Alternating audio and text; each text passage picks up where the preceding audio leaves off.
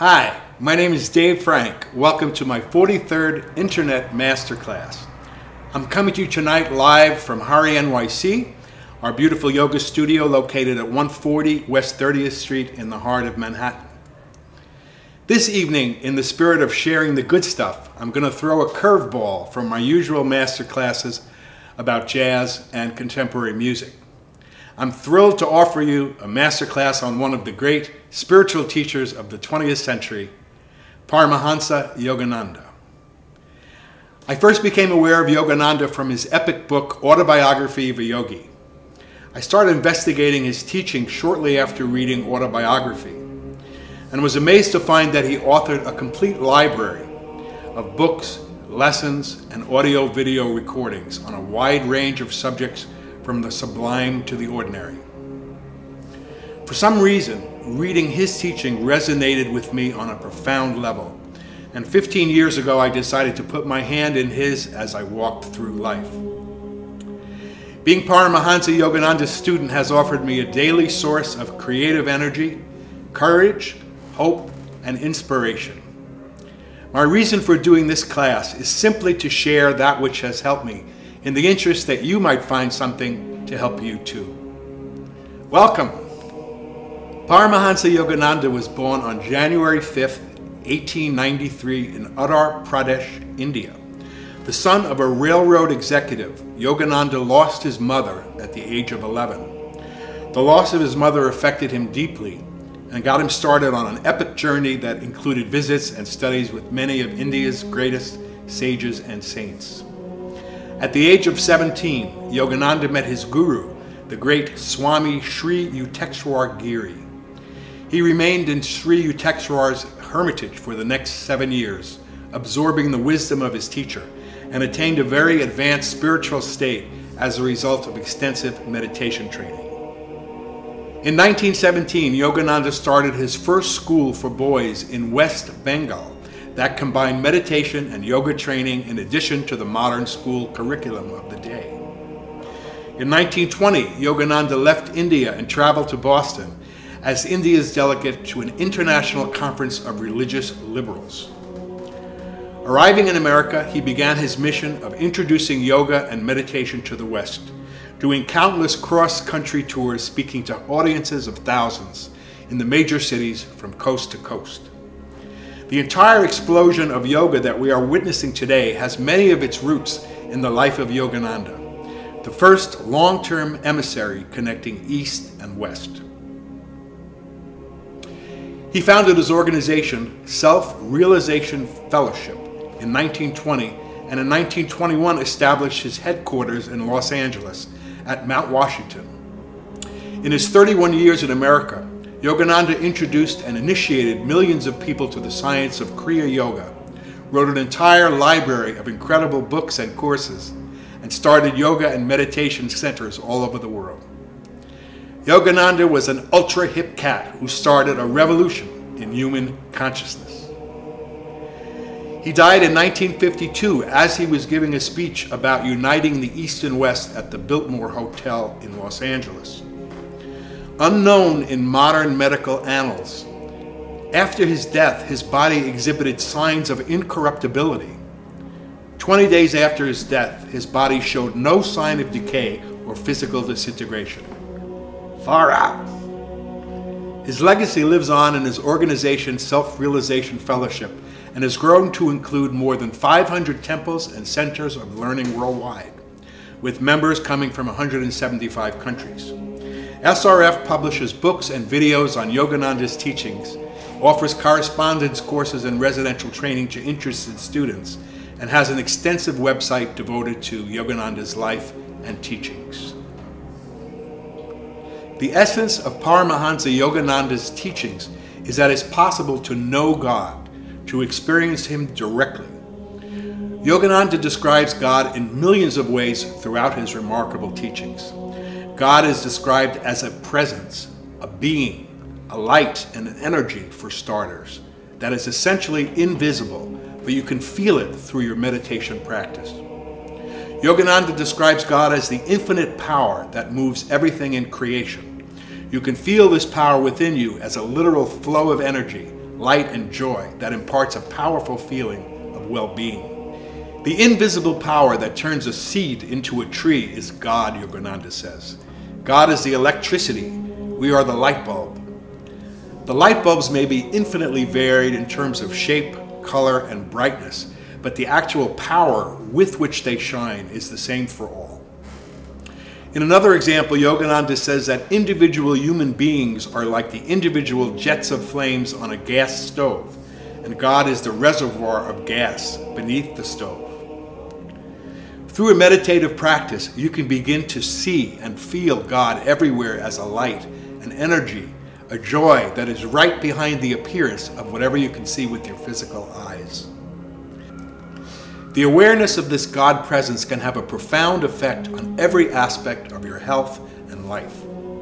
Yogananda goes on to describe 8 aspects through which you can experience the reality of God's existence. They are light, sound, peace, calmness, love, joy, wisdom, and power. I'll take any 3. These are the attributes of the God presence that can be experienced through a meditative and/or yoga spiritual practice. Yogananda describes the God presence as already inherent in all that exists.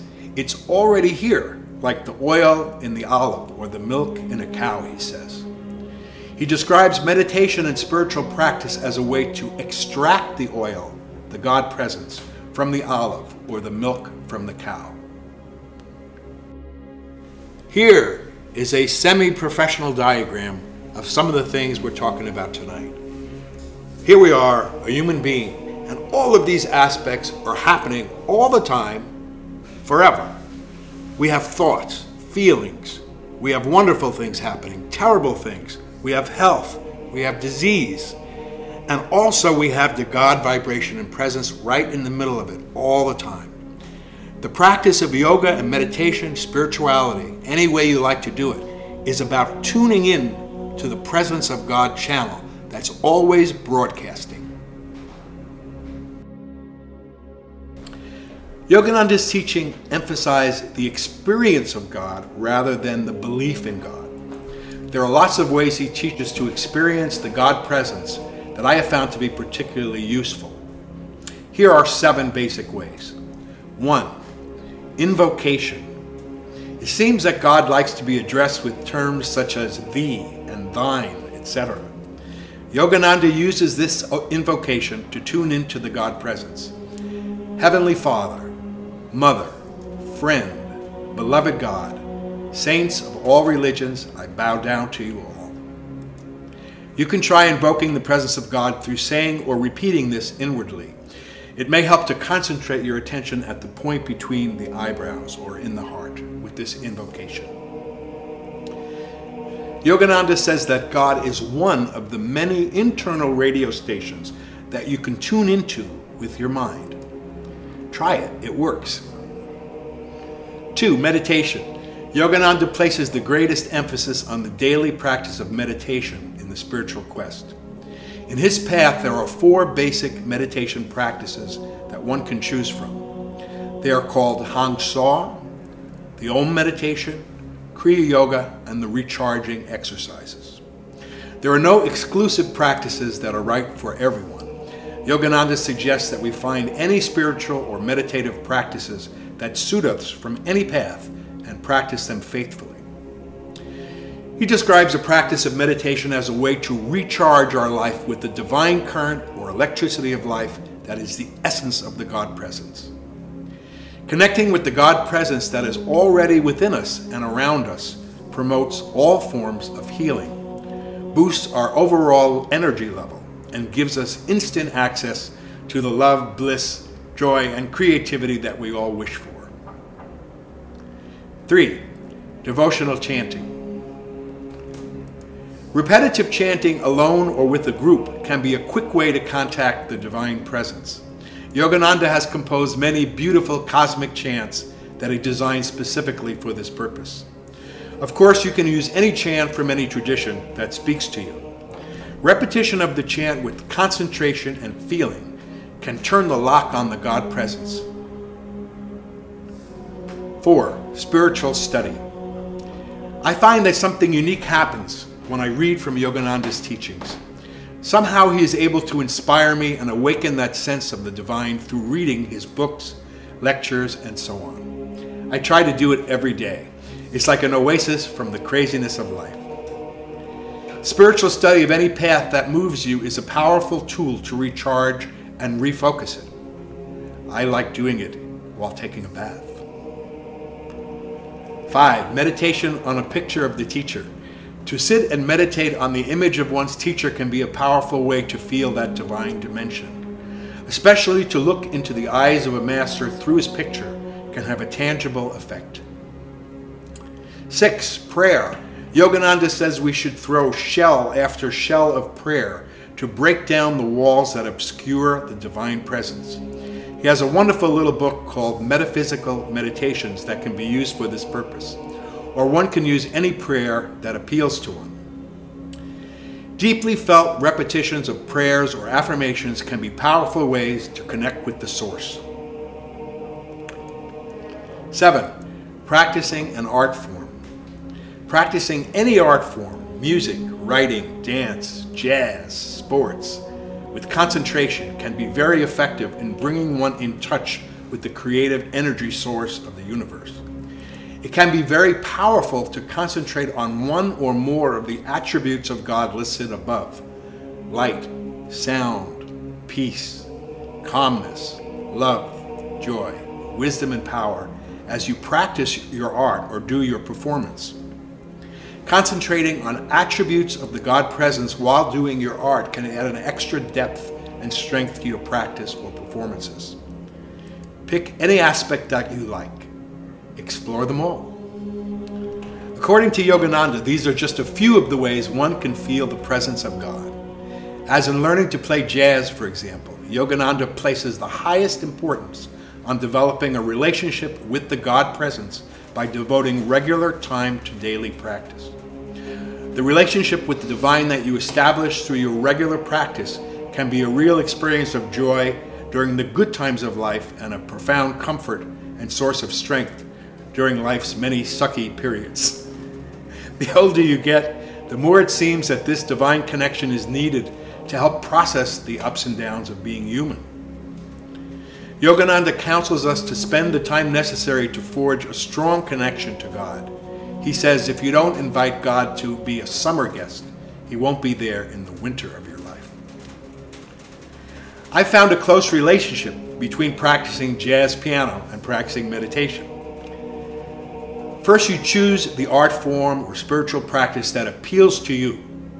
Then make a commitment to practice, and then follow through over a long period of time with willpower. In yoga, this will-fueled practice is called the applied self. Then the fruits of your practice, whether it will be jamming over giant steps or feeling an increasing reservoir of peace and power within yourself, will begin to appear. P.Y.'s teaching has given me a unique framework to understand what's going on this crazy planet. Perhaps you might find it interesting. Yogananda describes the world as God's creation, his play, or his Leela. It seems like God, like a little child, likes to play, and his game is the endless variety of the ever-changing creation. Again, God is like a very rich man who has enough money for expensive hobbies. This world is God's hobby, but he's very sincere about it. According to P.Y., God has one purpose in creating this world. He is playing a game of hide and seek with us. This is so far out. God presents us this world which is so full of problems, suffering, temporary big or little pleasurable experiences, wars, pressures, entertainments, and so on. And God is hiding himself, the divine beam of light, as Yogananda describes it, within his creation. The perfect experience of light, love, happiness, etc. is always present within and around us. And he hides this joy within a world of things that are always changing, often badly. How far out is this?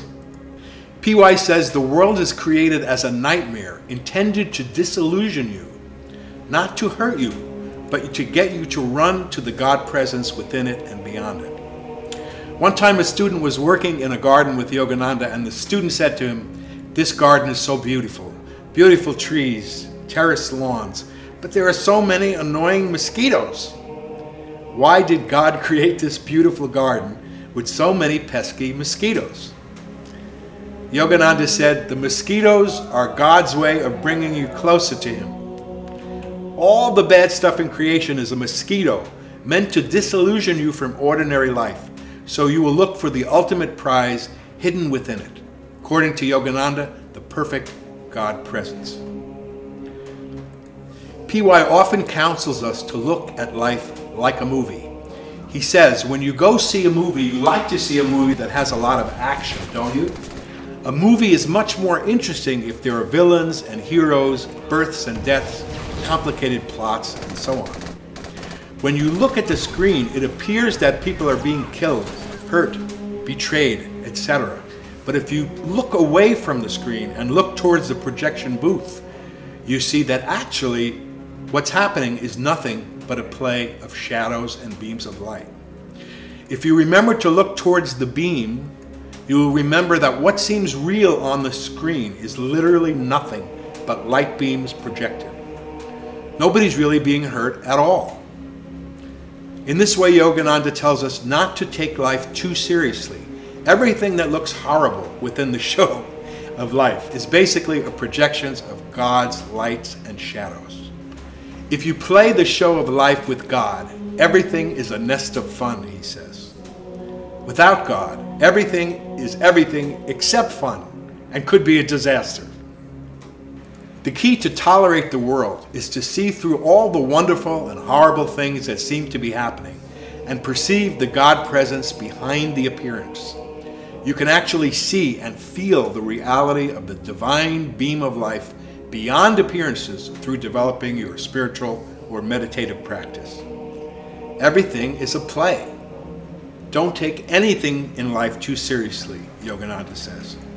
Whatever you are experiencing today will have the character of a dream to you tomorrow. If you practice looking at the world as a dream, nothing will hurt you.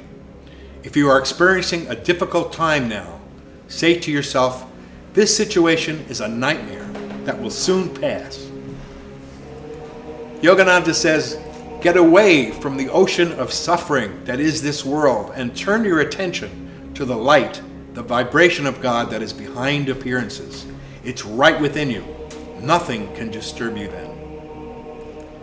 Again, don't try to understand all the dualities of life. Anchor yourself in the beam of God and watch everything that is happening without getting absorbed in the show. I find this really useful. The world will go on like this, with its ups and downs endlessly, he says. Life will follow its own mysterious course forever. If anything comes to disturb you, pain, fear, etc., watch it as if you were a spectator and hold on to the peace and joy within you at all costs. Pretty cool, you think? I'll end this brief introduction to the teachings of Yogananda with a discussion about how to achieve your dreams in life. Yogananda describes a marvelous process of using your intuition combined with action to achieve whatever you want to achieve in life. This will work. When you want to achieve something, he tells us, the first thing to do is to practice meditation for a while, until you feel a sense of peace or joy. That peace or joy, Yogananda says, is making your contact with the God presence that is within you, and that will then guide you supremely. Next, ask yourself, how will I succeed? Whatever you want to do, think about it until you are lost in the idea. Think, think, think, and make plans. Don't jump into anything at once. Take a step and then think some more. Something within you tells you what to do. That's the line I like the best. Something within you tells you what to do. Do it and think some more. Some further guidance will come. Think and act. Think and act. This is the way to grow the idea seeds of success. This life is a great game. Make the effort to win it. We are extremely fortunate that in this day and age we can not only read the books or the works of a master, but see and hear him. I thought it would be fun to end this class with some classic video and audio clips of the great man. Let's watch some clips of Yogananda speaking along with silent video. We'll listen to some excerpts from Yogananda's CD recorded talk, The Great Light of God. This world will go on like this, changes after changes. History is only a misnomer. It gives reality to the dreams of God. You must find within yourself that there is no space and time. There are no pictures there. They are from that infinite booth of eternity God is throwing around you. This picture, dream picture of the universe with all its terrors and all its troubles. Get away from this dream nightmare of life into the best proof from all bombs of suffering, into the great silence, into the great light, into the great sound of that eternal vibration, God's all-protective presence. Without the consciousness of God, the universe will vanish. So get behind all appearances into that great spirit consciousness where there are no dreams and nightmares, but pure eternal joy, ever new joy that you can never be tired of. That is your goal. From joy you come, for joy you live, in the sacred joy you will melt. So remember all the terrible things that you are seeing. It is a dream show. The show must go on.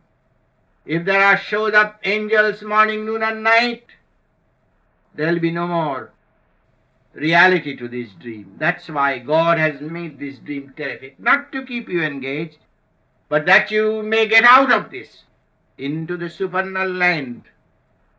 From the booth of eternity, if you see the show going on, and you are no longer troubled by evil or good, life and death, for from the booth you can see in a terrible show all the killings and the hero and the villain.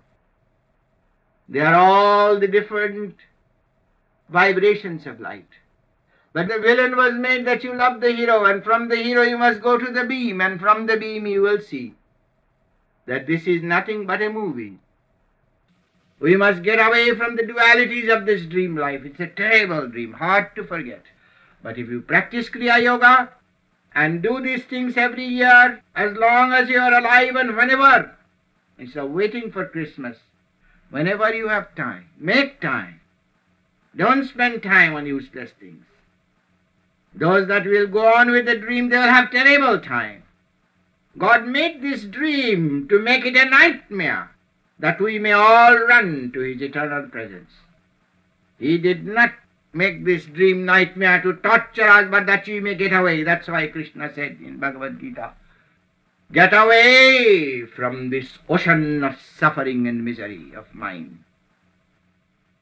I, a tiny bubble of laughter, have become the sea of mirth itself. Read that Samadhi poem in whispers, again and again, memorize it. I, a tiny bubble of laughter, have become the sea of mirth itself. Say it again and again in your mind. I, a tiny bubble of laughter, have become the sea of mirth itself. Did you dig that? Talk about deep. I want to thank my great videographer, Rick Steinberger, and the team from Infusion Video for their help producing this class. It's been on my mind to record this for a long time. I'm grateful to have the chance to share this with you. If you want more information about Paramahansa Yogananda, visit the Self-Realization Fellowship website at www.srf-yogananda.com. I can highly recommend to you a trilogy of books, Journey to Self-Realization, Man's Eternal Quest, and The Divine Romance. Endless inspiration there. A couple of years ago, a wonderful documentary was made about the life of Yogananda, and it goes into great depth. It's called Awake, and at this recording you can find it free on Netflix. I definitely recommend that documentary Awake. It's really interesting and has a lot of great film clips and explains what we're talking about tonight in great detail. When you are not meditating, you may enjoy watching any of my other 42 in-depth jazz and modern music masterclasses, all free for thee at the Masterclass Archive at www.davefrankjazz.com. Classes include Bill Evans, Oscar Peterson, Charles Ives, The Grateful Dead, Keith Jarrett, Chick Corea, and many, many more. You can watch them in your pajamas if you want. The practice of meditation has parallels to the process of becoming an artist. Once you get involved with the regular practice, it becomes a lifetime vocation. As your practice and study continues, you will experience breakthroughs, plateaus, unexpected discoveries and joys, and you'll never be bored again. For what it's worth, I can tell you that there is something to be found of great value in both studies, and I encourage you, as well as myself, to, as Yogananda says, get busy. Blessings, and keep swinging from New York City.